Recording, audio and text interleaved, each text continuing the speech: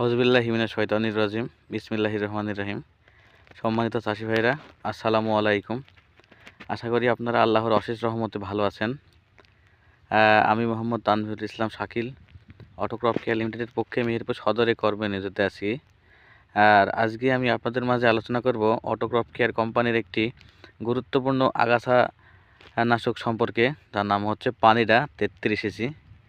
আর এই পানিডা 33 ইসি আপনারা কিভাবে আপনাদের জমিতে, আপনাদের পেঁয়াজের ক্ষেতে বা রসুনের ক্ষেতে বা অন্যান্য ক্ষেতে ঘাসের বীজ মারতে ব্যবহার করবেন, সে সম্বন্ধে বলবো আজকে আমি। পানিডা 33 ইসি বিভিন্ন ফসলের আগাছা দমনে একটি কার্যকারী নির্বাচিত সিলেক্টিভ আগাছানাশক, যা আগাছা জন্মানোর পূর্বে জমিতে প্রয়োগ করা হয়। এর প্রতি লিটারে 330 গ্রাম সক্রিয় উপাদান পেন্ডিমিথালিন আছে। ইহা মাটিতে প্রয়োগের ফলে অঙ্কুরোদ্গমশীল যে সকল আগাছাগুলো আছে সে সকল আগাছাগুলা মারা যায়। পানিডা 33 ইসি অধিকাংশ একবর্ষজীবী ঘাস এবং কিছু চওড়া পাতা বিশিষ্ট আগাছা দমন করে।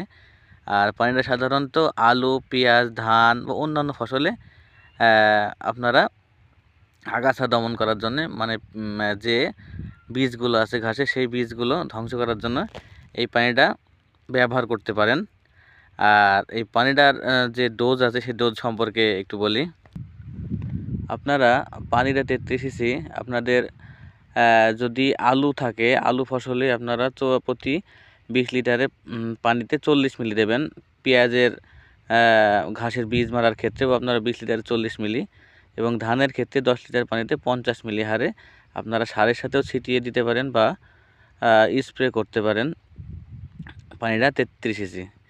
আর পানিটা ব্যবহারের ক্ষেত্রে আরও একটা সাবধানতা আছে, সেটা হচ্ছে আপনারা যে সকল জমিতে নিড়ানি দেওয়ার পরে পানিটা কিন্তু খালি ঘাসের বীজ মারে, কোনো রকম ঘাস বা আগাছা পানিটা মারে না। সেজন্য আপনারা শুধু আপনাদের জমি আগে নিড়ানি দেওয়ার পরে তারপরে যে ঘাসের বীজগুলো থাকে সেই বীজগুলো মারার ক্ষেত্রে পানিটা মাটিতে সারের সঙ্গে মিশিয়ে ফেলতে পারেন বা স্প্রে করতে পারেন।